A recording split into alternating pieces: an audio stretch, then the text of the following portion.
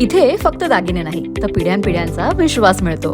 परंपरेची झळाळी आणि विश्वासाची खात्री. कैलास अडगावकर ज्वेलर्स, दत्त मंदिर बस स्टॉप, नाशिक रोड.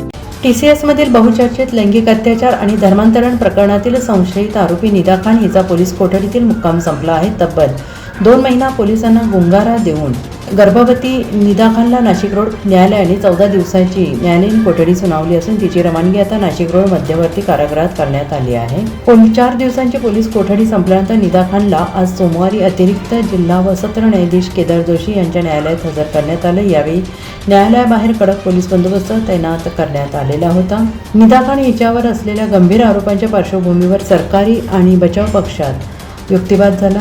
विशेष सरकारी वकील अजय सिंघमिसर यांनी सरकारची बाजू मांडली. पोलीस कोठडी दरम्यान निदा आणि तिच्या कुटुंबातील सदस्यांची समोरासमोर बसून चौकशी करण्यात आली होती. या तपासात काही महत्त्वाचे दुवे हाती लागल्याचे समजते. निदा खानच्या वतीने ॲडव्होकेट राहुल कासलीवाल यांनी काम पाहिलं आहे. गेल्या 4 दिवसांच्या कोठडीत पोलिसांनी निदा खानकडून गुन्ह्याशी संबंधित माहिती काढून घेण्याचा प्रयत्न केला. फरार असताना तिला कोणी आश्रय दिला, धर्मांतरण प्रकरणाचे धागेदोरे कोठे जोडलेले आहेत यावर पोलिसांनी लक्ष केंद्रित केले होते. कुटुंबातील सदस्यांसोबत समोरासमोर चौकशी करून पोलिसांनी अनेक विसंगती दूर केल्या असल्याचा दावा करण्यात आला.